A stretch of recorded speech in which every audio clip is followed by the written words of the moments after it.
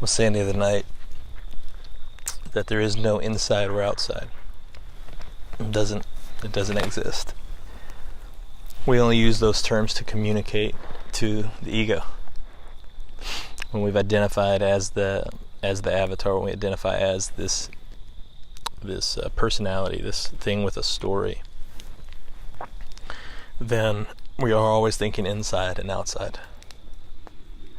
And this one typically is always looking outside of themselves for something.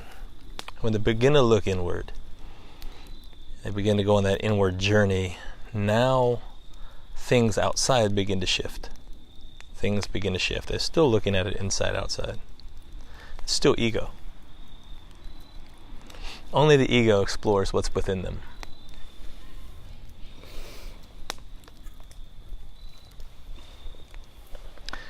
Essence recognizes essence.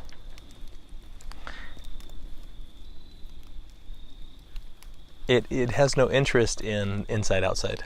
That's a dual world. Essence is singular in nature, and not singular because there's multiple, like I was saying the other day. It's not single because there's two or three, but it's just one. And this oneness is not it's not many ones, but it's just one manifested in many. I don't know if that makes sense.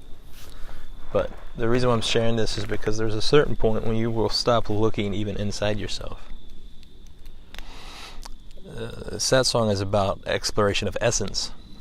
When somebody first starts coming to Satsang, they should typically begin, they want to look within. So they want to slow everything down outside. They want to take a break, get in a meditative posture so they can really look within who they truly are. Until they realize that who they truly are isn't within. Or without.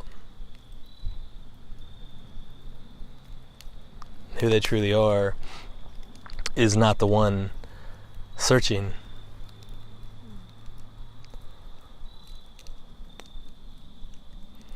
And so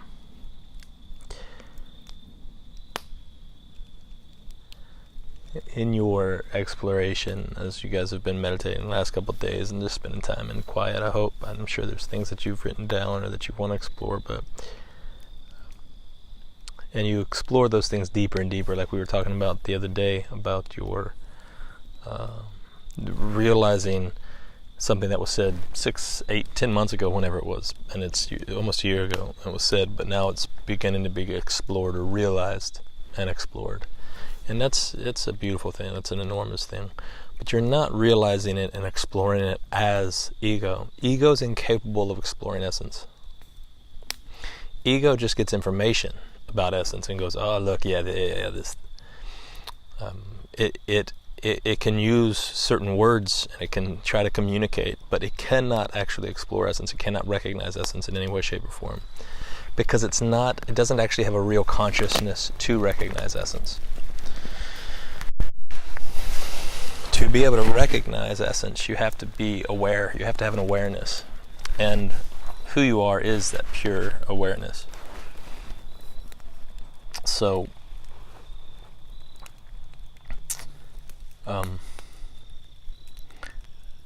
as awareness, you see everything completely differently than you do as the persona, as the ego.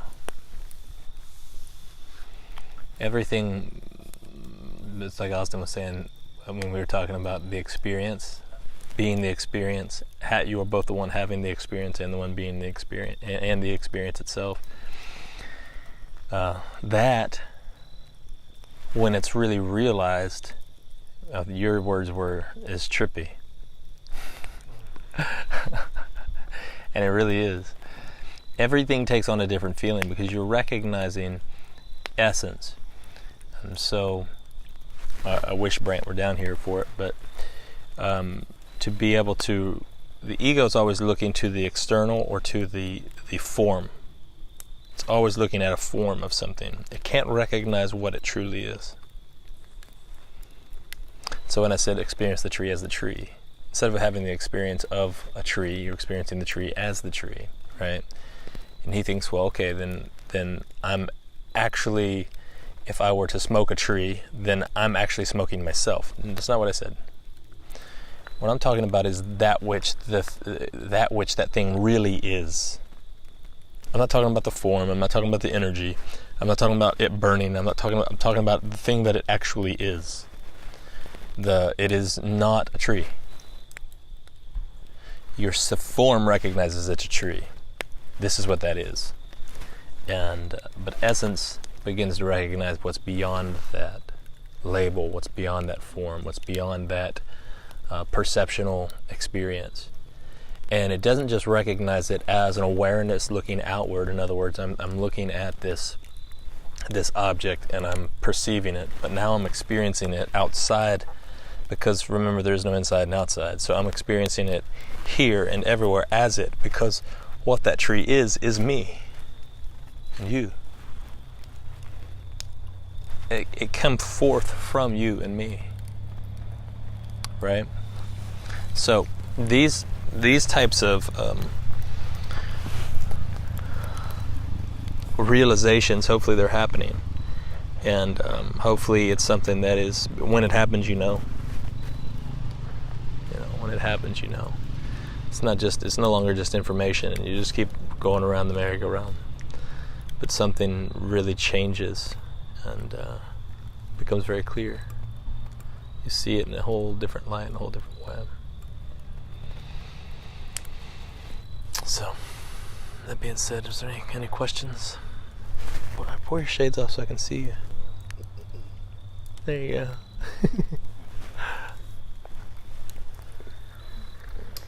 What would you use as a synonym for the word essence? Spirit? Sure. Spirit,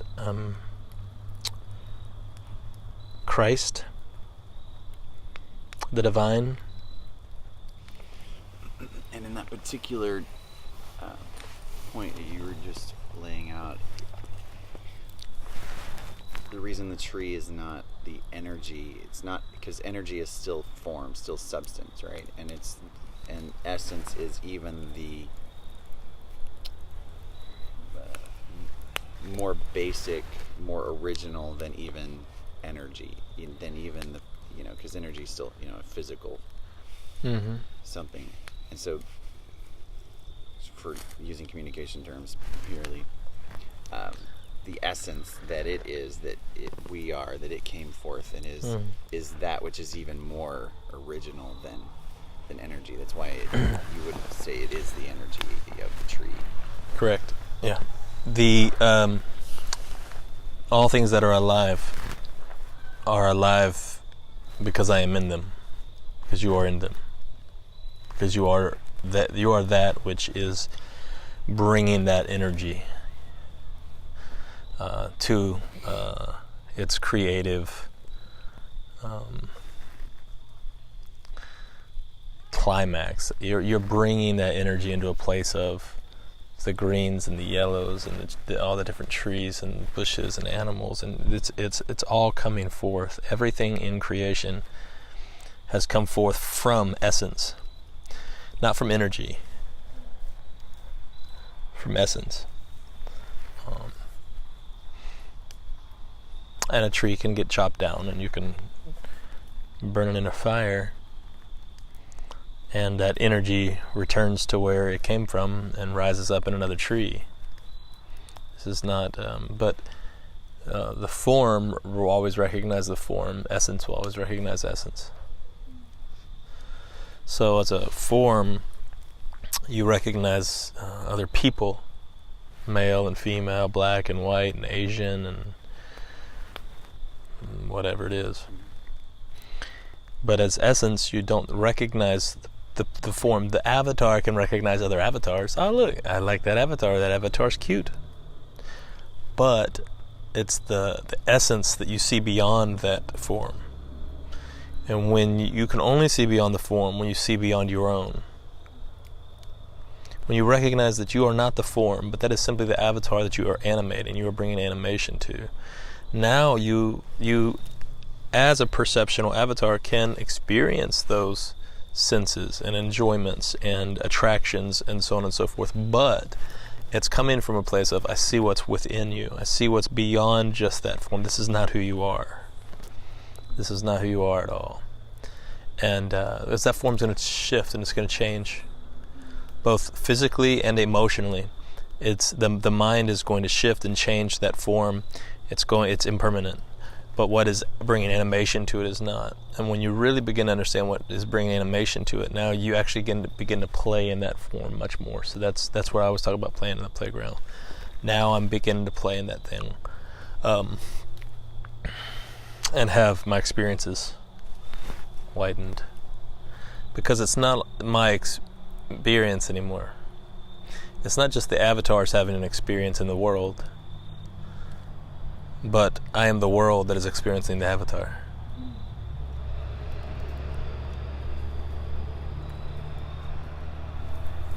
Can you grab a couple pieces of wood and throw that on there, Austin?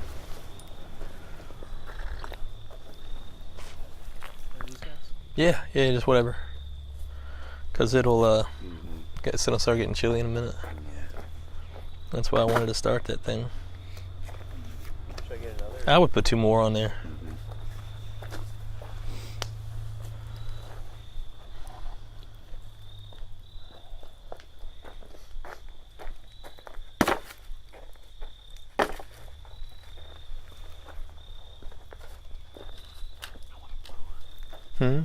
You want to blow on it?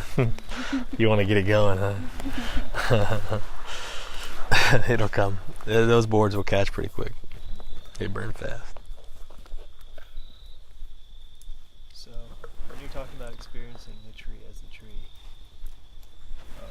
what's been happening to me today is, since I asked that question, like I said, that's trippy yesterday, if I tune into it, I can feel like I recognize myself in things. But like if I look at a tree, I feel like I can see myself in it. But at the same time, I can experience my body, and I know what it's like to be in my body. But I don't know what it's like to be in a tree. So I'm asking what there's still a difference. Like I can see myself in it, but I'm not experiencing. Yeah. Who's the eye that has never experienced what it is to be the essence of the tree? That's why we're here, because what's happening is there's still the immediate the ego immediately wants to return to the I that's having that perceives. So the ego immediately says, I'm perceiving this, and I don't have the knowledge or the information of what it's like to experience this thing. Well, actually, who you truly are, has been animating all these things forever. Your conscious awareness has become shifted to just being that in the avatar, instead of it being that which is animating it. So the more that is realized, again, one of the things that is important is you don't speak to ego. I don't have any desire to speak to ego. When you speak to ego, you just empower it. Ego goes, yeah, look at me. I'm getting attention. Oh, yeah. But when you speak to essence and one hasn't recognized the essence, just frustration comes. Just frustration. Lots and lots and lots of frustration. It's the reason why I was saying during the last mentorship class that if you're going to take anything serious, take awakening serious. I love having fun. I love playing. But there are also many, many things that are to be taken serious, and awakening is at the top of that list. The simple realization of who you are should absolutely be taken serious, because that enables and empowers you to be able to play. Because until you realize who you are, you will always be going back and forth between misery and happiness. stress and anxiety and fears and frustrations, and you will just go back and forth over and over and over, around and around and around on that merry-go-round of misery. So realizing who you are is what actually empowers this perpetual pleasure, because you are the perpetual pleasure that is now animating this avatar that's playing and experiencing the world perceptionally. That's beautiful. It's wonderful. And so it's vital to realize that, because it's only the avatar's consciousness that's saying, I don't know what it's like. The mind that's in that, I don't know what it's like to be in that tree. Of course, the mind does not know what it's like to be in that tree, because the mind has never been in that tree. The mind has only been in this body, in this avatar. It runs the body, it runs the avatar. But who's beyond that? Essence is beyond the mind. It's the awareness of who you truly are is beyond the awareness of the mind, the perceptual abilities of the mind, and the faculties of the mind. So when I look at a tree and I see myself in it, then my ego is jumping in and saying, but I don't really know what it's like to be in it. Like that it's some sort of essence awareness getting where ego comes in, it seems like. When you say you see yourself in the tree, do you see yourself in the tree? Like my body or something? Or? Yourself in the tree? Because if you see yourself in the tree, you know that you are the one that fills it all. Right? Where is essence not? Yeah. So, if essence is everywhere, where is essence not? Well, then you are already there. So I'm just wondering, who is the one that you see in the tree?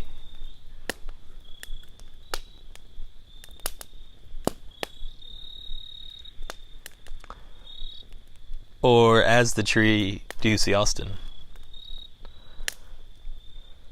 See, the beautiful thing about these avatars, these bodies, these forms that we feel, is that wonderful thing is that they really enable us to play and experience, because essence doesn't perceive. It's aware, pure awareness, not. And unlike that tree is not perceiving in the cognitive way that these bodies are. There's still perceptual ability for the trees have, but not in the way that we do. Just like the chipmunks and the squirrels and that have been playing, they just chase each other around all the time here. It's so cute to watch them. But they're even slightly more aware. They have more cognitive ability than the trees, more perceptual ability than the trees. They have eyes, and they have ears. And so, whereas a tree responds to energy, if you are releasing through the avatar energy into the trees will thrive, just like plants, and these trees will survive. They thrive on that positive energy because that's what they are at the core. That's their ears, that's their eyes, that's their perceptual ability. It's just energy. All creatures perceive that energy, right? You can tell when somebody's feeling shitty and negative and not going to be a lot of fun to be around. When they walk into your general area, the avatar goes, "Whoa, hold up, we got to deal with this. You know, I'm either gonna love you or I don't even want to hang out right now, kind of thing." Every time, and it's because we also perceive energy. This bodies perceive energy. But we also have these ears and these eyes and touch and taste and smell. And because we have these five senses, now we think that we are this awareness. We think that our perceptual abilities is awareness. No, it's not. It's perception. You can smell something and go, "Wow, that smells wonderful." I smell the same thing and I go, "Ugh, what's burning?" It's perception. It's not truth. There's no truth in your perceptions. You see something like this beautiful, the sun coming down off the, you see all these colors, and one of us sees the pinks. I see kind of like the pinks and the oranges and stuff, and maybe Austin sees yellows and reds. Who's true? Which one is true? Neither one is true. Neither one is true, right? It's not real in the sense that it's not going to change. This is going to disappear. Another one will come tomorrow or whenever, right? This rises from within us, so we're able to perceive it, but we're also in it. It's as if we as essence created this entire world, this entire landscape within ourselves. We are the space in which we brought forth all this creation.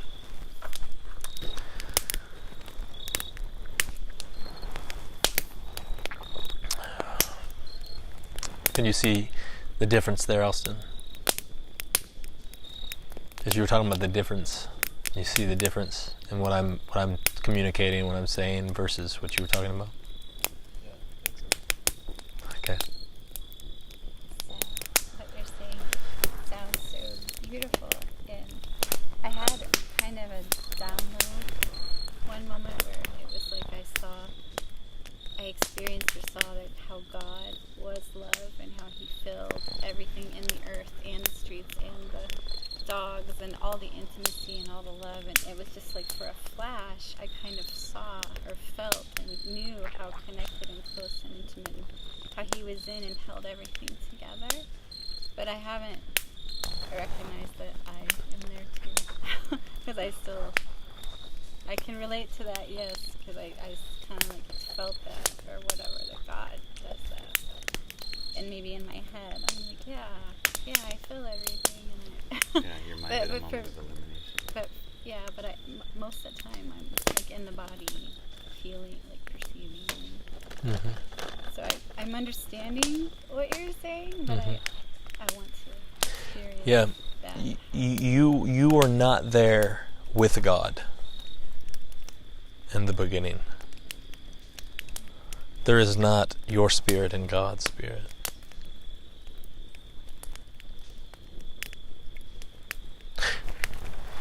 Is it ever, most religious have many spirits. Most religions have many spirits. Within Christianity, they have the Holy Spirit, and man's spirit, and then demonic spirits, and then within Or even they call them the seven spirits of God. seven spirits of spirit over there. Many spirits. So, where is spirit? So, is this spirit is spirit a form? So how is there more than one?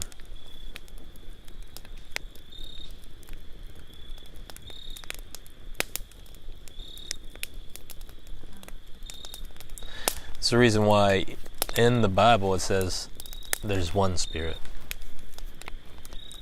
one Lord, one Savior, one Baptist. There's one. There's never been two of anything, except what has been created and brought forth. So everything that comes forth, there's two of each kind, and they give birth according to their kind. But this is animation. This is not what's real. Wherever there's two, you can recognize it is not the ultimate reality. In other words, it is an impermanent, temporal manifestation of something, but it's not ultimate reality.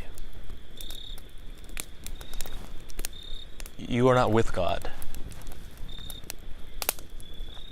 This is the idea that you are a person, or this unique, independent spirit that is also with God's Spirit in this place. But you are one. He who's been joined to the Lord has been made one Spirit, right? There's just one. The joining to the Lord idea there, forget that part. That's just the ignorance that lied in your mind. Couldn't see. The mind was making you feel separated, making you feel an independent self. There's no independent self, nor is there a dependent self. That doesn't exist. There's just essence. And the truth is, beyond everything that you're perceiving in this moment is just essence. Beyond it all. The reason this is so invaluable is because with the moment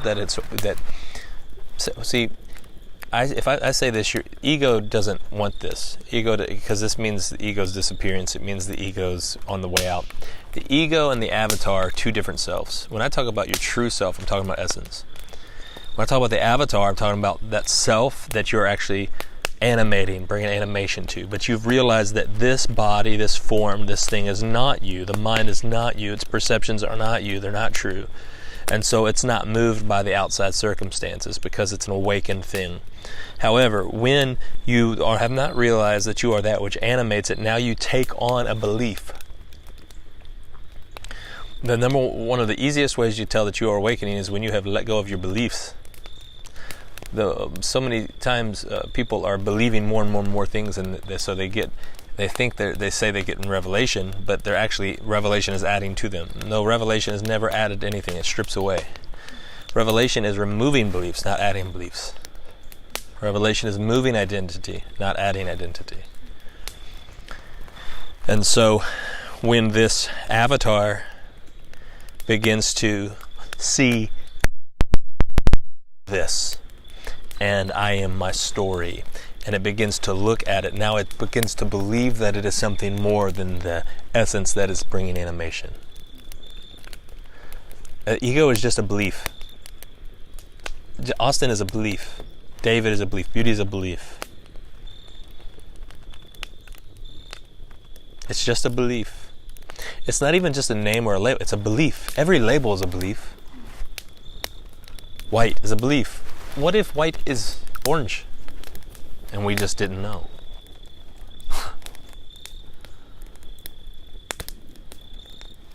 It's a belief. I believe I am this. Male and female is a belief.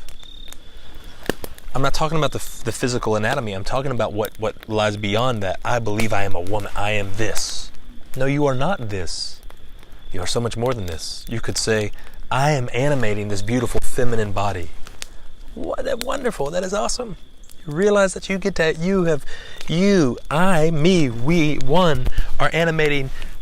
You're animating this body, and you're also animating this body. You're just only perception. The one.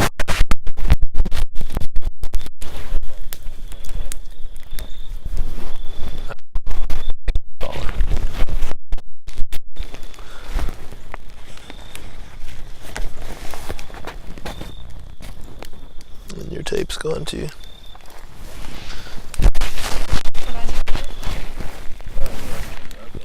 I put my arm over it. That's nice. Thank you. I want to put this over top of it.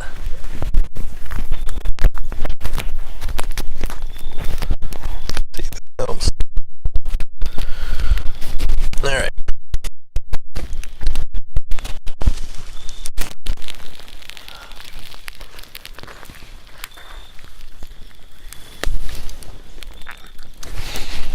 So you're not just animating a feminine form. You're actually animating a masculine form as well. Every form. The reason why there are so many that are confused, people talk about transvestites and they're confused, or homosexuals are confused, or whatever. No. Everyone is confused.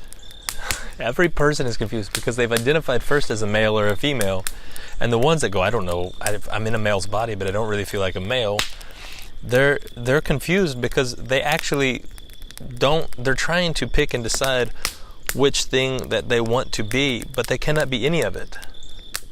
It doesn't actually exist. But we've been said, if you have a masculine form, you have to act this way. If you have a feminine form, you have to act this way. And it's all very silly. It's all very silly. If you have a feminine form, this is what you have to do. This is how you're supposed to act. This is what you're supposed to be attracted to, so on and so forth. If you have a masculine, what if none of that exists? What if none of it exists? The one that says the transvestite, or the one that doesn't know, is confused, they're just as confused because they've already acknowledged they are a person as well. They believe, it's a belief, that they are man. That's just as much a belief as the one that fills a masculine body that says, I believe I'm a woman. That's not, neither one of those are more confused. A more confused, that is not a more confused state. Does that make sense?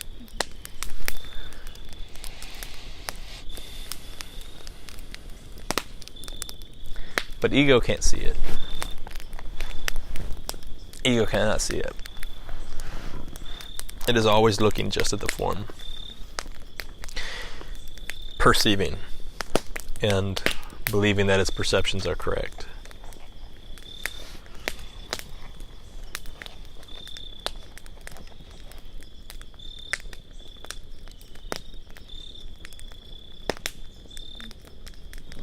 The more you realize who you are, the more you realize your perceptions have never been correct. They've just been perceptions. Perceptions are neither right nor wrong. They're not correct or incorrect. They're just perceptions.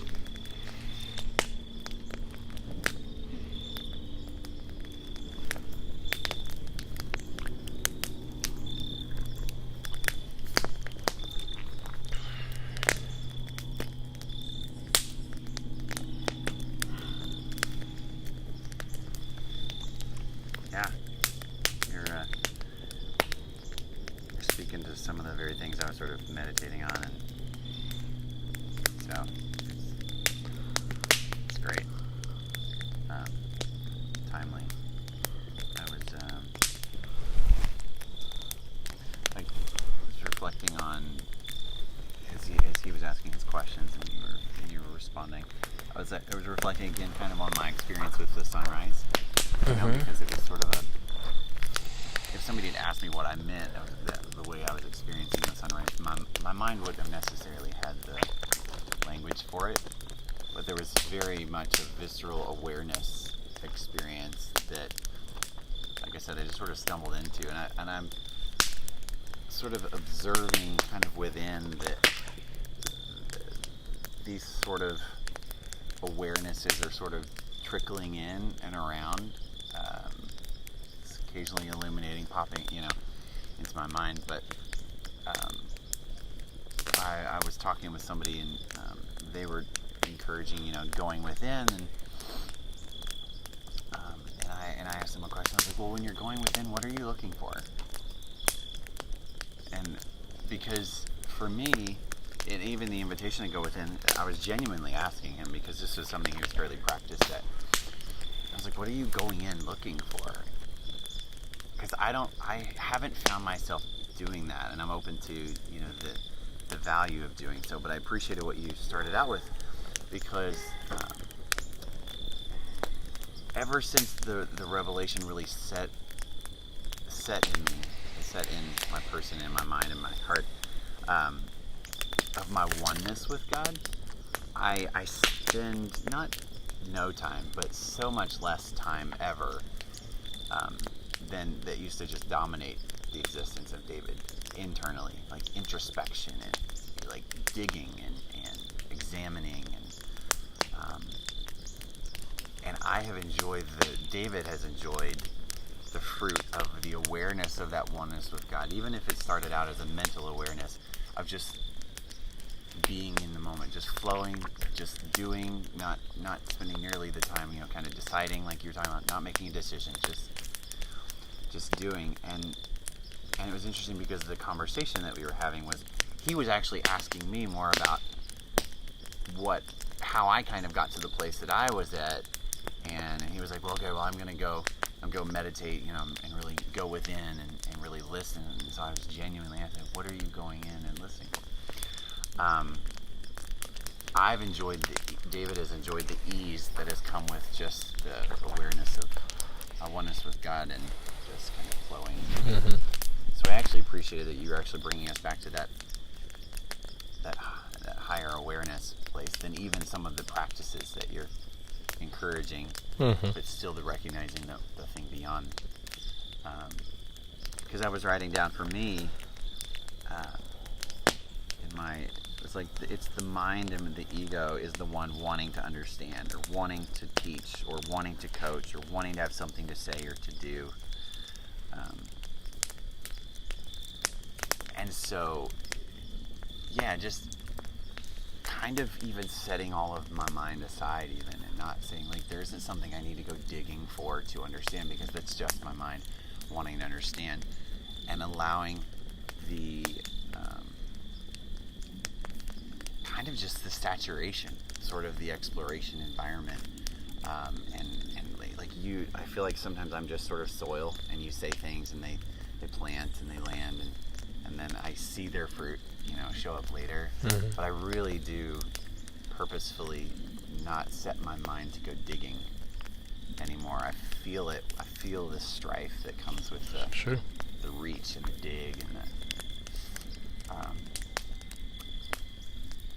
and just the effortlessness of some of it really flowing and blooming and the awareness growing up. Like I was beginning to experience some of that newness on my trip. It's really appreciated. Because a lot of this language and these things weren't even concepts my mind could grasp yet. They were purely words. Hearing the words. So I'm encouraged by a lot of what you're saying. The reason why I have been encouraging, like during the mentorship, certain things, breath work, the mind work, the various. This is mostly what I've been encouraged so far this year. Is not so that you'll realize essence. That's purely for your mind. It's purely for your mind. So it's not. Whereas a lot of people meditate to try to awaken. People meditate or do something because they're trying to become something. I'm not encouraging you to do something to become anything. It's quite the contrary, quite the opposite. What I'm saying is, you are already the breath. All you're doing is bringing your mind into a place of single-mindedness. You're bringing your mind that has for most of your life acted as this wild animal, and you are bringing it. It's just been uncontrollable. You've had impulses and drive by this mind, and you've just found yourself doing, going, addictions and behaviors and just weird. And you've been the one observing it, and there have been many things that you've done that you were like, why am I even here doing this? Every person, everyone has experienced that at some point where you've been doing something and you're like, why am I here? I don't even want to be doing this. I don't actually have a desire for this. But the ego's going, I need this, I want this. When you begin to practice that, like the breath work, what I've been working with you guys on, it's all about bringing your mind to single-mindedness. So that when the mind just wants to run wild, you just go up and you grab by the reins and you say, no. I, essence, love you. I'm so thankful that I get to feel this avatar and manifest and express myself in this way. But I am animating you. You're not animating me. And so it's not to become anything. Everything that I'm teaching or like working with you guys on is meant to come from a place of essence and then grab a hold of the mind. If I'm talking about a practice, it's about grabbing hold of the mind and bringing it. Even meditation. Meditation isn't the ego trying to find its way into essence.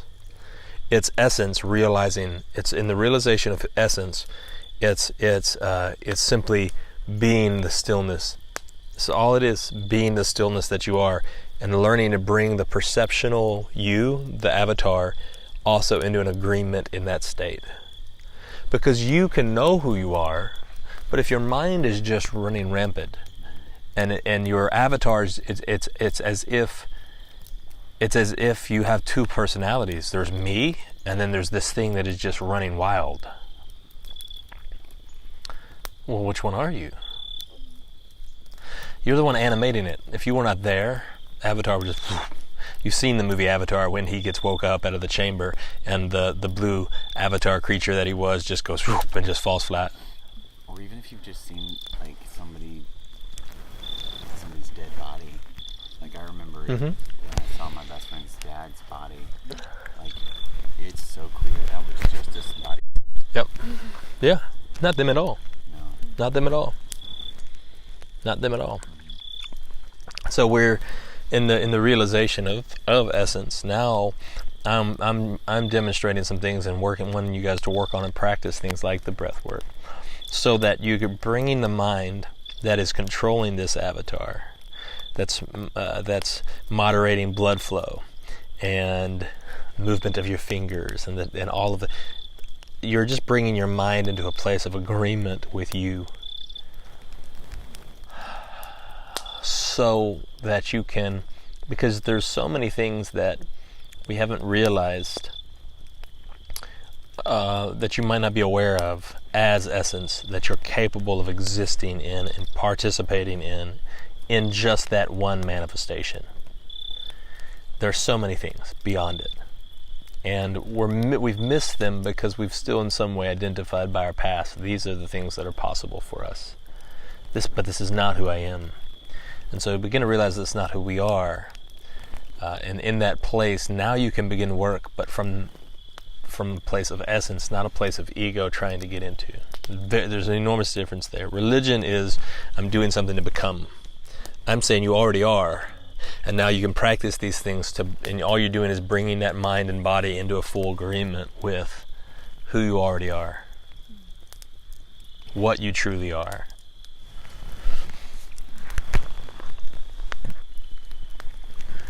I've been enjoying the shift in awareness of really seeing my mind as a tool, not as me. Like, observing my thoughts and really actually seeing it as it can be used, but it isn't me. And I, from somebody who used to feel so, from a person who was so run by their mind, that's a lovely feeling. Yeah. Yeah.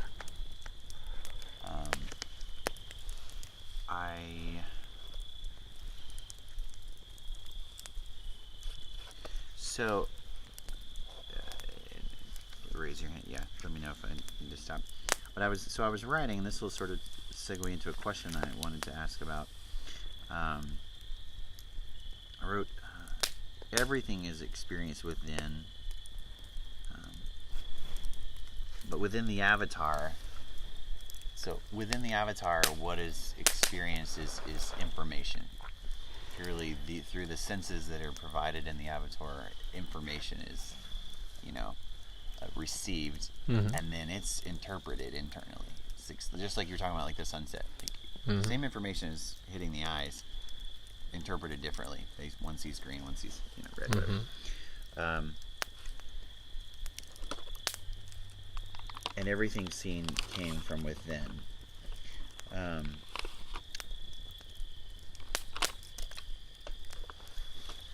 So we were talking the last Satsang about there is, and you were even referencing earlier. So we have the avatar, the form, and the ego, the person, right? The persona. Mm-hmm.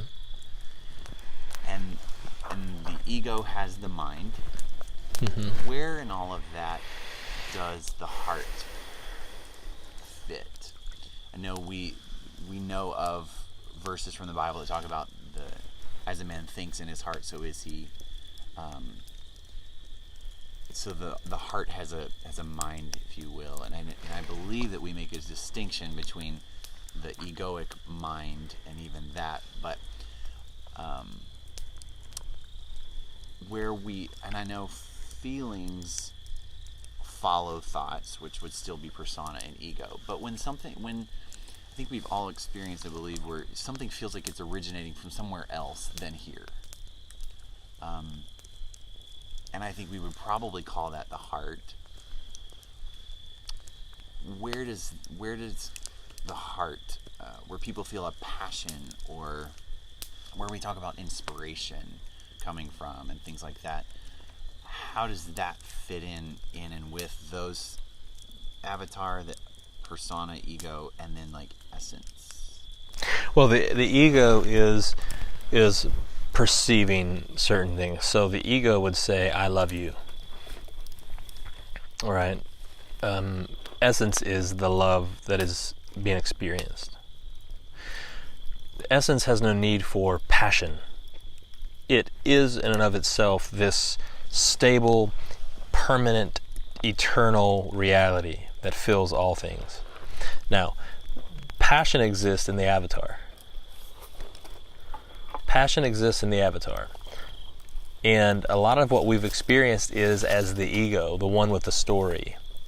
The one that has the story has experienced lots and lots and lots of passion and love, but it's a love that is impermanent.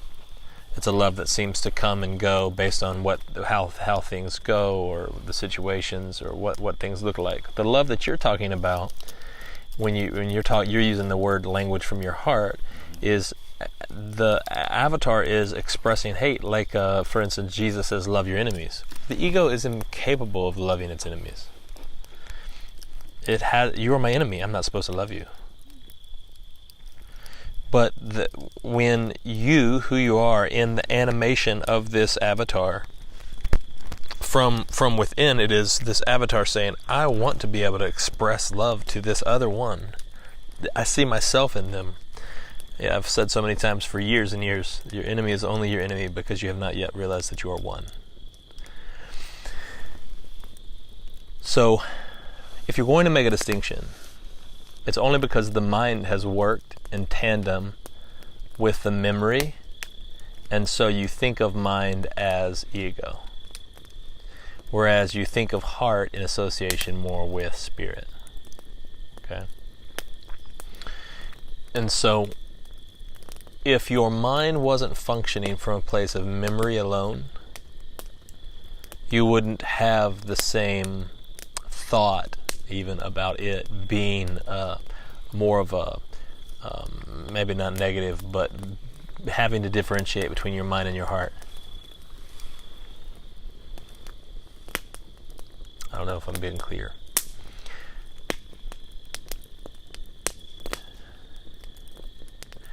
It's the person that always wants to feel, wants to have has certain feelings, but those feelings come and they go. Essence is love. At the very core of who you are love. You just love. It is not hard for love to love. I remember when it was hard for me to love. Certain people, very hard to love. No, love just loves. The realization of who you are, when that awakens, when you are realizing who you are, you just love. You find yourself just absolutely loving, without question, without there having to be a reason. You just love, and you're not looking for something even in return. The love, that'd be like looking for something in return from yourself. You don't need something in return because you're not loving another. It's simply love being. It's just love in being as it is. When now this love is animating this avatar, this body, this form, this mind. But in the process of the mind believing it is something different, believing it is the form, believing it is the memories that it has, the past that it has. In that process, now the mind has functioned entirely almost opposed to who you truly are at times. And so, but again, it's just belief. That's what you're talking about typically when you talk about the mind that's producing a whole wide array of emotions.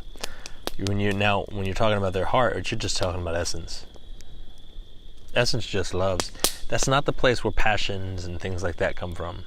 But it is like the avatar gets to experience passions. It's still coming from the mind. It's not a bad thing.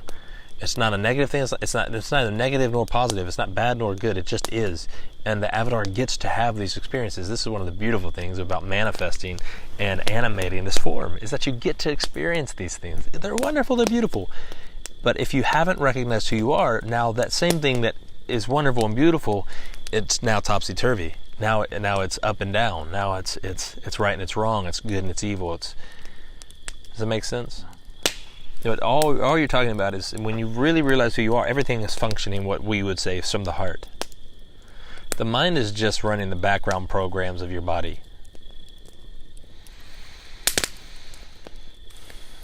We just use the word heart to differentiate because we think of mind in association with flesh.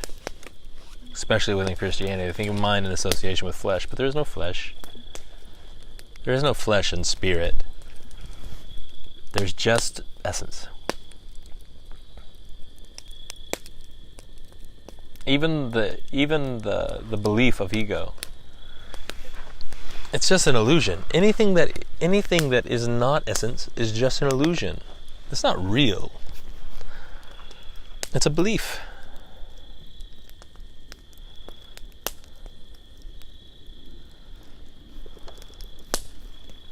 Beliefs can be experienced. It doesn't make it real.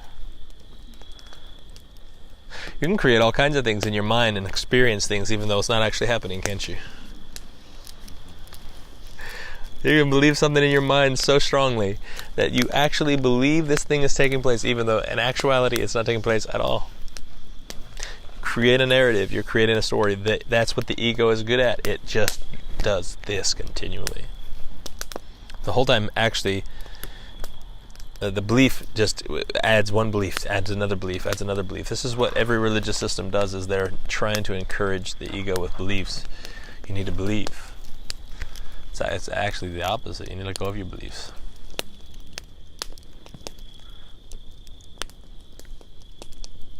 So, maybe I took the long way around answering that, but there's only essence. That's all that is. If it's not of essence, it's an illusion.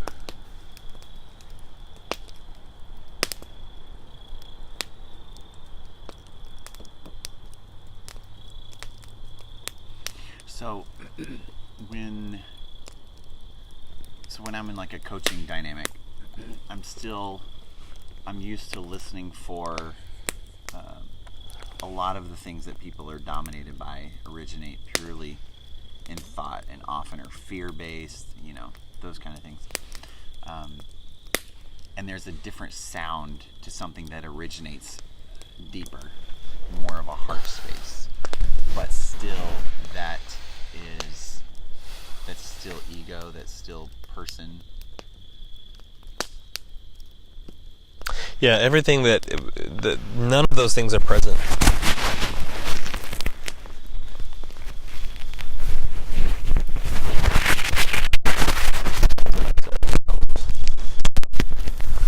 None of those things are present.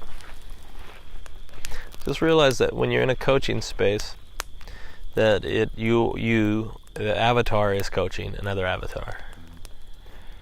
And be honest with you, most of the time it's the avatar coaching a person, an ego. And so you're wanting to bring that person to the place of avatar. If they could at least realize that they are not the person. This is huge. Very few people have actually ever realized that they are not the person. That their history isn't real, their story isn't real. If you tell that to the vast majority of people that you would tell it to, they'd say, "No way. It is too real."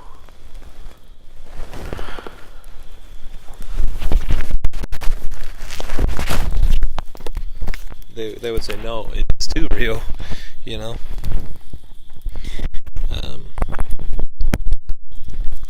Uh-oh.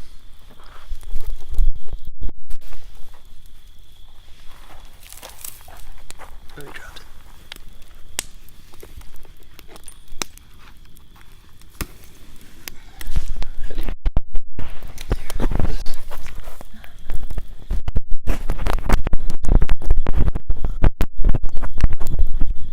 Oh, you broke. It broke? Man, we were just having all kinds of troubles today. I'll just hold it. Man, can't catch a break. Too funny.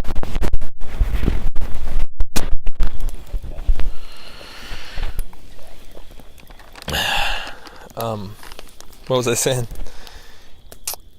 Yeah. Your interview question about coaching the avatars. Yeah. So, but just generally wanting to understand how to view it differently, or if to view differently the heart space that we do make distinctions. those deep longings. They're the longings of essence to come forward. But it's like when, within the ego is always talking about a future that doesn't exist. It's always wanting to project its non-existent past into a non-existent future. It is always trying to. And so you have prophecies and all these fortune tellers and the such that are always talking about something in the future. And you can absolutely project that. You can absolutely see something that's coming, but it's irrelevant. It's absolutely irrelevant. So a lot of these passions and feelings and desires and whatever, and the deeper ones that don't seem to be just shallow, silly expressions, they're still coming from this.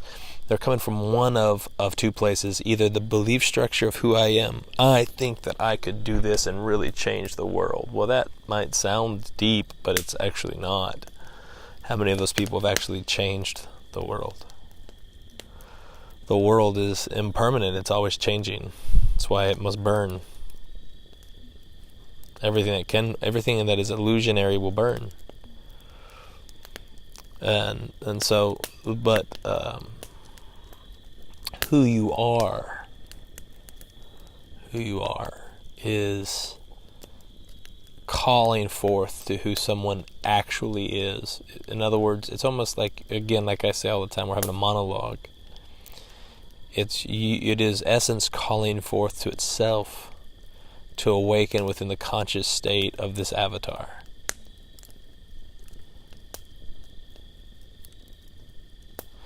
When you're coaching, you just need to realize that you are coaching. Essence doesn't need coaching. You're coaching an ego or an avatar. If I was going to, if I wanted to manifest in such a way that I would play a professional sport, I would want coaching. Even if I realized I'm essence, I would still want coaching. Oh my God, because basketball is not of essence. It's fun. It's something the avatar does and plays in, and that avatar needs coaching. Right? Nothing wrong with that. This is fine. This is wonderful. It's beautiful.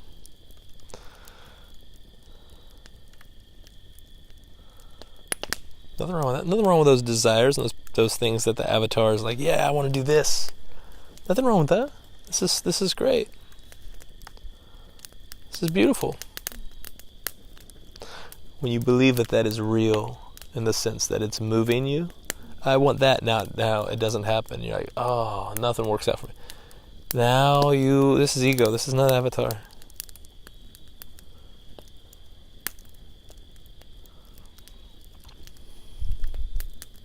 When a professional athlete gets in a car accident and they are now incapable of playing the sport that they've played forever, their entire identity is gone. Oh yeah, they're like, my life is over.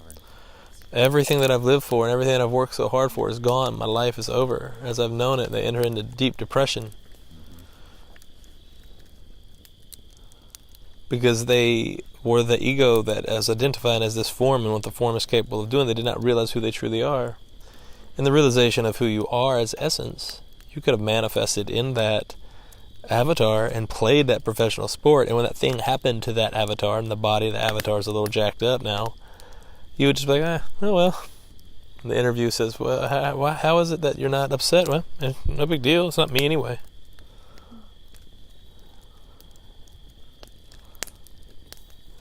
What can you take from essence? Nothing. You cannot take anything from essence.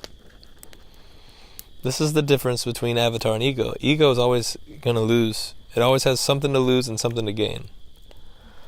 And the realization, as long as you think you can gain something, you'll also suffer loss. And every single one of those egos that is fearing or upset about loss, or afraid I'm losing this person, or I'm losing this thing, or I've lost that, they have not realized who they are. That is a full-on egoic state of existence. And as long as you are capable of that loss, you're also looking for gain. If I just get this, if I just have it this way, then I could be happy. No, you would not be. You will lose it in some way. Even those couples that thought they found true love and have been married for 50 and 60 years, eventually one of them dies, and then they have lost their love. So was it real? It was a wonderful experience. I am so excited that they got to have that experience for 50 or 60 years. If it was really that exciting and that blissful, I am so excited for them. That's great. There's not one thing I would never knock that in a million years. That is wonderful. That is beautiful that they got to have that experience. But it was still just that. It was the experience of the avatar. It was just the experience of the avatar. Essence is incapable of loss. You are that which cannot gain nor lose anything. That's right. This is the reason why the Bible said that the word shall not return void. There's nothing, that which is simply is. You can't take away from it, you can't add to it, it just is. It just is. The reason why at the tail end of the book of Revelation it says no, you should not add to or take away from this, because you can't. And the curse is whenever you try to add to or take away from revelation, in other words, whenever you try to add something to essence, you're going to feel like shit. That's the curse. Humanity has been doing that since the moment that they actually started looking through a dual lens. Yeah, because when you add to, it's heavy. Yeah. You carry everything that you add, it becomes a burden that you are carrying. Every belief, every thought that you think is real, every person that you add to your life in the sense that you believe that they are, that they make your life. You are my life. You cannot lose them.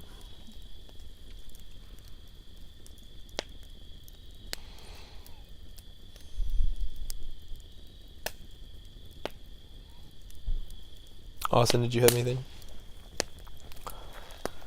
Yeah, you were talking earlier about essence animating the avatar, and we haven't realized even some of those things within the body that we can play with. Mm-hmm. I was just curious if you wanted to extrapolate on that. Yeah, there are so many things that this body is capable of doing, whether that's warming itself or cooling itself or the body's capable of anything in the realization of who you are. The body's capable of anything. And so the avatar is quite capable of, when in the realization of who you are, it helps a lot to realize, but it's quite capable of we were joking about doing a full day, a full silent retreat in the water during freezing temperatures. It's been getting down to 32 degrees, and we're like, yeah, we're going to be in the water, just joking around. But we are capable, absolutely capable, of sitting in that water without being cold. Because who is the one that's cold? The body.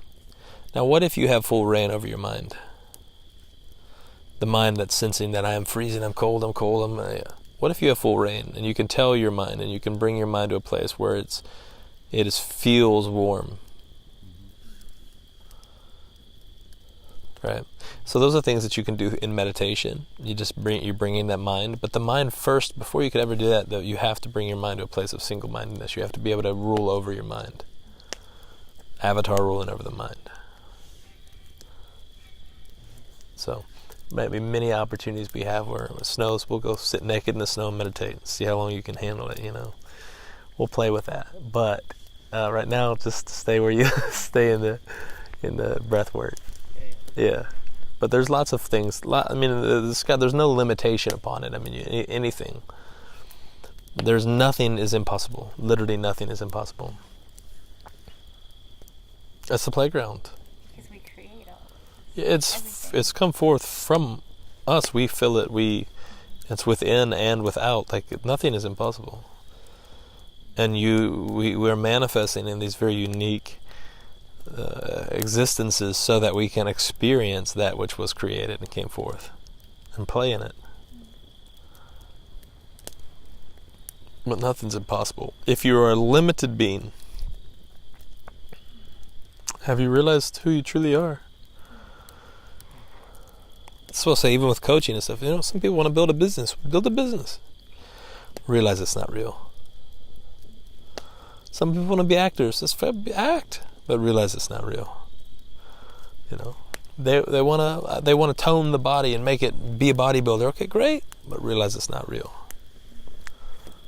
You identify as a bodybuilder, and then that starts to get flabby and it starts to get. Guess what? You are in trouble. You're going to be miserable. Right? You identify as a model. At some point, maybe if you haven't learned who you are, and if you learn who you are, you can maintain whatever structure you want and whatever facial structure and body you want for the rest of your existence. Be the first model, show them your birth certificate, and they'll be like, what the hell? You're 345 years old?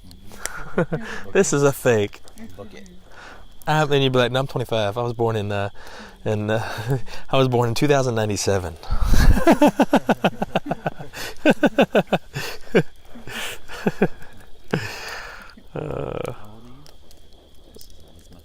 Yeah, that's right.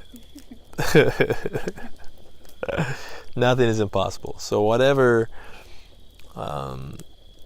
you can imagine, you can bring your mind to a place where it is capable of creating that within that body, within that form. So this might be revisiting a question that I asked way earlier, but so essence is everywhere. And essence is taken on the form of Austin, and the form of beauty, and the form of Silas. And essence is even seeing through, right now, through Austin, as I'm asking this question. Simultaneously, essence is over there, seeing it from your perspective. In the awareness of essence, is there the awareness of both the asker and the person hearing the question at the same time? It can be, yeah. Absolutely.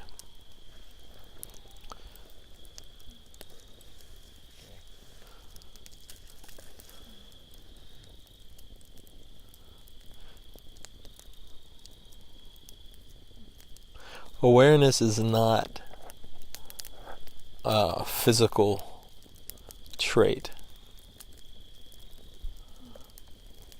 Awareness is not one of the senses.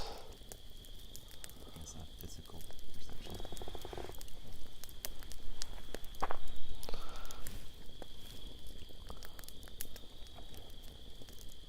Is what is here not aware of the whole?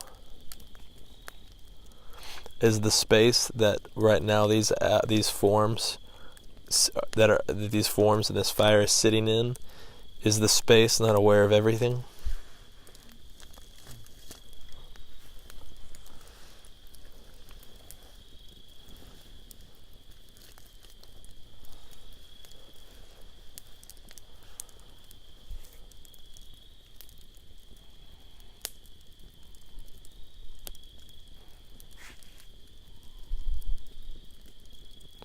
You are the space that is animating that body. You are not the body that is sitting in the space. That's why I've said so many times, you are the breath that is filling the body. You are not the lungs that is taking in the breath.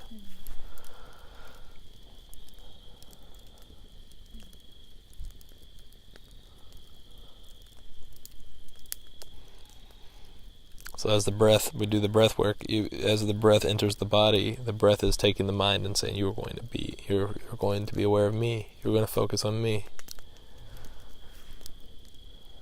Not on all these illusions that you want to float around and think of. And those things are fine, but Right now you're doing this.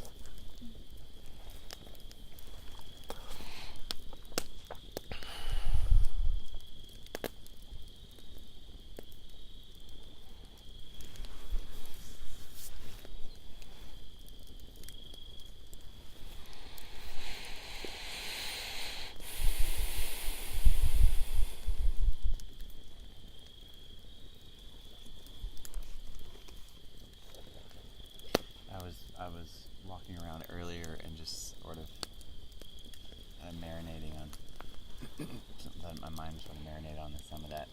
And I think you'd said at the last Satsang about, and you said it before as well. But we aren't the one experiencing it, but we are the experience being had. And was just thinking about that in a variety of different contexts, meditation or love, I am the love being experienced, or we only meditate till we realize we are the meditation. And I was just realizing, it just sort of dawned on me that my mind is the only one having trouble with that, because it wants to, get a handle on it. But how can the mind grasp that which animates it, as you just said, that which fills it? How can the tool fully comprehend, the carpenter, for lack of a better, for just I don't know. It just sort of set it at ease.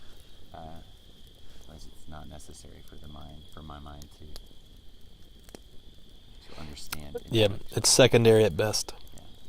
I've been saying for a long, long time, when people would say, man, I something that whenever you speak, something goes off inside of me, and it says yes, but my mind is arguing with everything that you're saying.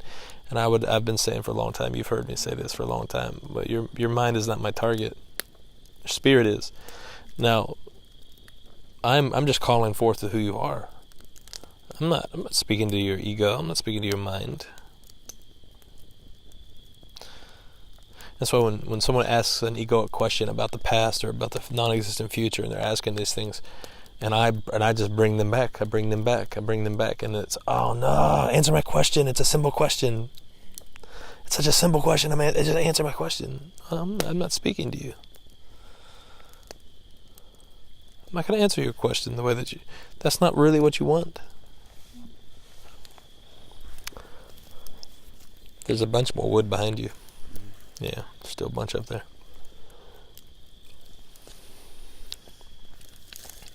Is there anything else? Yeah, I have a couple questions. Go ahead. Kind of like how-to questions, or what is blocking my awareness from being aware of the fullness of everything that essence is aware of?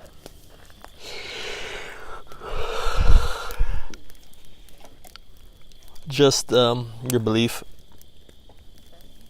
Yeah, the only thing, nothing is actually blocking it. I say you, when I say you, I'm speaking of the body, the form. You have identified as this conscious, you are a conscious being, and being this conscious being, you're trying to become aware of who you actually are. But you do not have to become aware of who you actually are. It is instead the opposite. Who you are is becoming aware of that avatar. Who you are is becoming aware of what you actually are, and the body that it fills. So you don't have to become. There's nothing blocking, nothing that's real. Nothing that's real. But the one that feels that way should continue to come and continue to ask the question and continue to seek until it realizes that it's not the one seeking. Not until it has the knowledge. Even as I said that, you have the knowledge that you're not the one seeking. But until it is the realization has hit you. And even in that place, now exploration happens. The seeking ends, but exploration begins.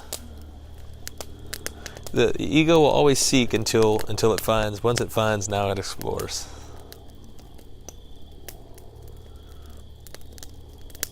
An explorer is not looking for one thing, is he? It's just exploring.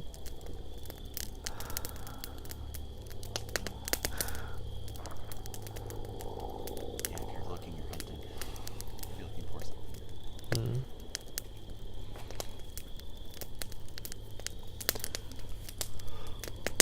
And another question I had earlier was can you interchange the heart space for the soul? Is that like the same kind of idea? Do we have a soul, or is that just another concept? Or is it the same thing as your heart and your essence? If I was gonna use these terms, I would talk about the body, the soul being and the spirit, the soul being the that which is animated within the body. But I wouldn't use those terms. But we use those literally. Ego likes using these terms because it likes to differentiate. Sometimes we use these terms because we're trying to communicate something. But the reality is we need to return to just a place of singleness, realizing that it is all one.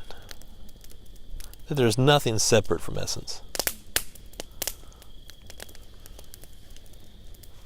Nothing can be separate from essence. So why do we say the spirit and then this, Right. as if it's a separate thing? It's not spirit and body. But if spirit is essence and it fills everything everywhere, then body, soul, mind, heart, whatever you want to call these things, is still has come forth from essence, is still a part of essence. It is not separate from, it's not different than. The question is, has it taken on its own identity?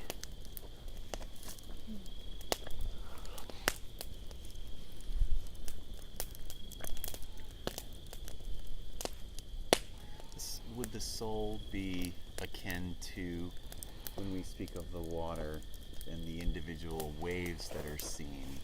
It would be like the soul is the animation or the animated expression that the essence fills.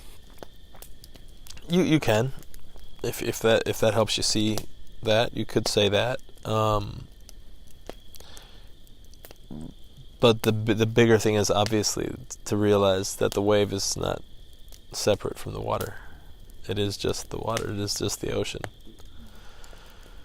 And it might rise in an expression, and if you want to call that soul, a specific soul or a specific expression, I call it an expression or a manifestation, or that avatar, so to speak, is just the rising of the essence that we all are. When you identify as the wave, though, you come to an end. When you realize you're the ocean, you never come to an end. That wave has a beginning and has an end. The ocean does not.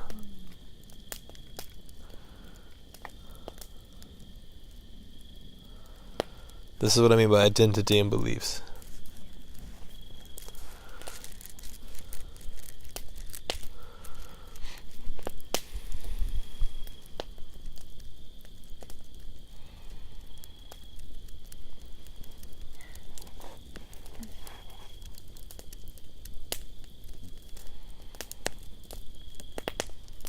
You're like the water. Everything that's happening inside this lake, underneath the water, it's almost like it's its own little universe. And all the fish and little creatures and plant life is existing in this world. And those things, if they were consciously aware, would think that they have their own conscious existence. And yet it's existing because all of the water that surrounds it, right? Take away the water, they have no life. Right? They only exist inside that thing. They might think they're independent and a separate entity and whatever, but their full life has come from the water. In the same way, we are the space in which we are manifesting. You have become conscious of this one thing, but we are actually the space that the stars hang in. We are not just the space here in this earth. We are the space that all things exist within. That gets to beautifully rise within the fragility of this avatar. That's one of those, some of the most beautiful, most precious things, even here on in this earth, are the things that are so fragile. You know, they're fragile. People say life's so precious because it's so fragile. No. Life is not fragile. But there is this beautiful thing that's taking place. That which holds all things is rising in the manifestation.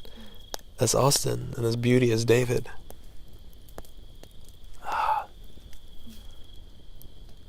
And yet, you think that you have your own little world, but just like the fish that's existing because of the water, you don't have your own little world. You're actually the space. You are the space in which you are consciously realizing, in which you are perceiving.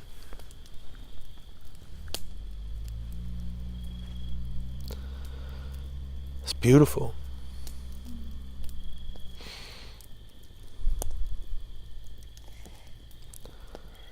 And when the avatar is laid down and the essence is still filling everything, but does the persona disappear completely?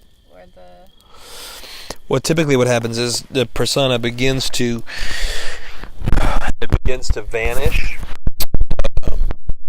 The persona begins to vanish. But it doesn't mean it stays. It has to stay gone. It can. It can. This is because this is not who you are. You understand the persona is going to change all the time. So vanish isn't probably the right word. It's, you think you're this persona. When you realize who you are, you realize that persona that you thought you were, that you believed that you were, was just a role you were playing. That was just a role the avatar was playing. How boring to play one role for like 80 years. Why play one role when you can play thousands? Right? Why? Have fun. You are the avatar. Have fun. Play the. But when you identify and believe that this is me, these are the things that I like, this is what I enjoy, this is who I am. All these beliefs are just it's like you carry a burden for 80 years of your life. I am this. This is who I am. This is what I do. And I don't know anyone that has ever lived that way and really fully satisfied and is just enjoying their existence. They're bored to tears because they weren't created for that. Like, that avatar was not created for that. The avatar was created to become whatever it wants. As a man thinketh in his heart, so is he. What is animating it when it brings the mind into submission, the heart and the mind into submission, and the avatar can become whatever it wants. The reason why people seem so schizophrenic is because the mind is all over the place. I want this, I want that, I want this, I want that. They're everywhere. The discursive thoughts are ruling them.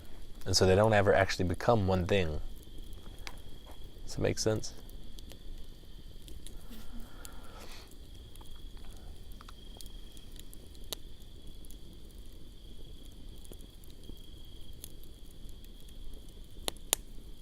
Back and forth they go.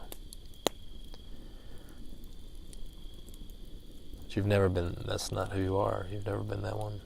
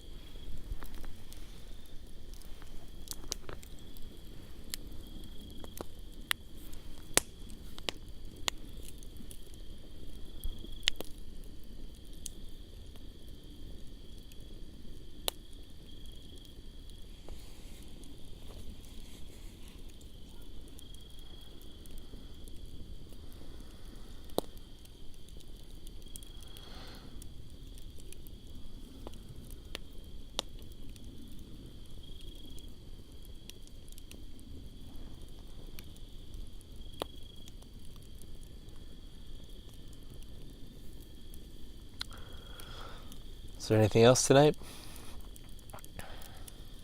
Any other questions?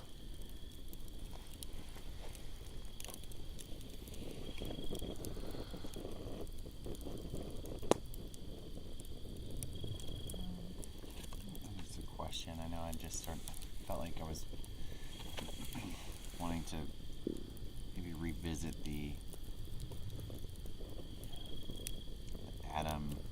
God-Adam narrative. Just kind of re-listen to you speak on that. Sort of the why behind it, the manifest. I guess the symbolic manifestation of the first persona, ego. I don't know, just how my mind sort of just looking at all that again. Open to looking at it again differently. I guess maybe that's what it is. It was a capturing of a narrative, a symbolic narrative of the persona believing, trying to separate itself from the essence that brought it forth.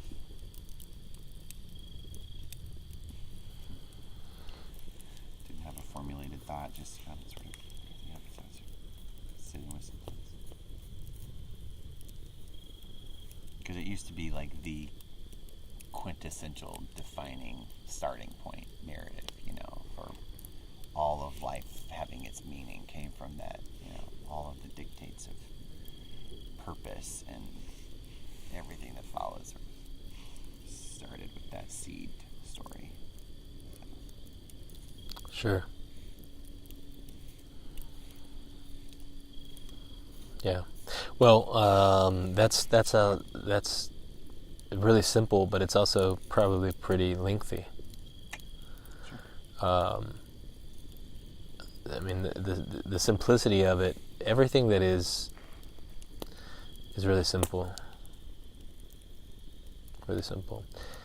Singularity is so easy and so simple. Duality is so complex, so hard, so difficult. So just consider, it's like your beliefs